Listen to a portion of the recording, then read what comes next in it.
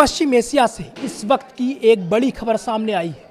दुनिया जिस बड़े युद्ध की आशंका जता रही थी, उस पर फिलहाल ब्रेक लगता दिखाई दे रहा है। अमेरिका के राष्ट्रपति डोनाल्ड ट्रंप ने दावा किया है कि उन्होंने इस वीकेंड ईरान के खिलाफ होने वाला हमला रोक दिया है। यानी या तो डोनाल्ड ट्रंप डर गए हैं ईरान से, यानी कि सरेंडर कर दिया डोनाल्ड ट्रंप ने, अगर हम ये कहें तो कोई बड़ी बात नहीं।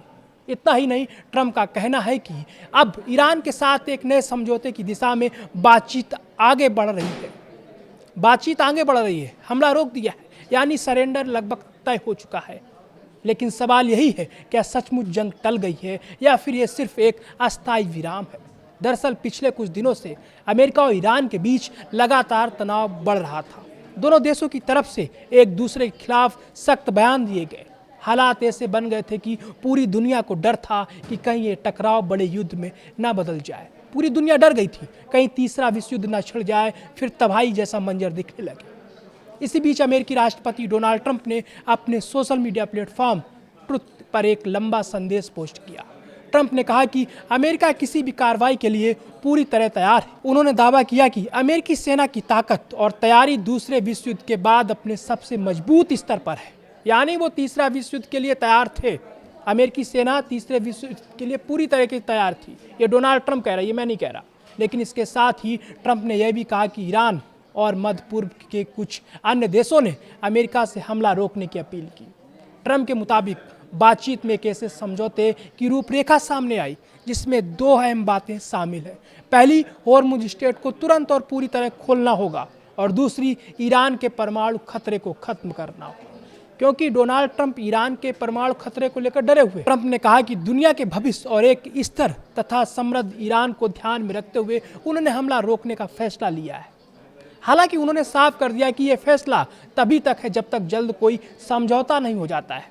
जब तक समझौता नहीं है तब तक यही फैसला है। इसके बाद डोनाल्ड ट्रंप फिर पलट जाएंगे। इतना ही नहीं, ट्रंप ने यह भी दावा किया कि इजराइल भी इस प्रतिबद्धता में उनके साथ है और सभी पक्षों को समझौते को जल्द पूरा करने के लिए काम करना चाहिए। हालांकि ट्रंप के इस बयान के बाद खबर लिखे जाने तक इजराइल की ओर से कोई आधिकारिक प्रतिक्रिया सामने नहीं आई। इसलिए ट्रंप के इस दावे की अभी तक स्वतंत्र पुष्टि नहीं हुई है।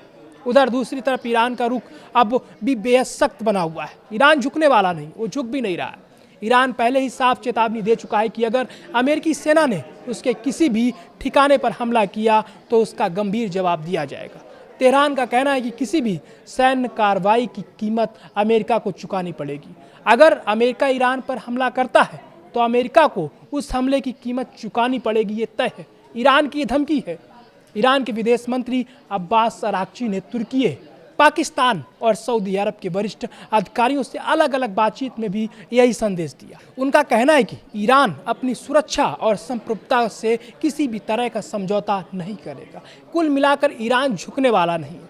इसी दौरान कुवैत की सेना ने भी दावा किया कि उसने अपने कई महत्वपूर्ण प्रतिष्ठानों की ओर से बढ़ रहे शत्रुतापूर्ण ड्रोन को मार गिराया। इस घटना के बाद पूरे खाड़ी क्षेत्र में सुरक्षा व्यवस्था और भी ज़्यादा कड़ी कर दी गई।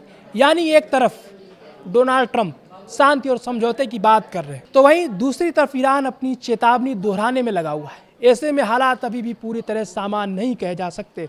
अब सबसे बड़ा सवाल यही है, क्या अमेरिका और ईरान के बीच वास्तव में समझौता हो जाएगा? क्या होर्मुज स्ट्रेट को लेकर कोई स्थायी समाधान निकलेगा? और क्या पश्चिम एशिया एक बड़े युद्ध से बच जाएगा? इन सभी सवालों के जवाब आने वाले दिनों में सामने आएंगे। फिलहाल दुनिया की नज़र अमेरिका, ईरान और इजराइल की अगली चाल पर टिकी हुई है।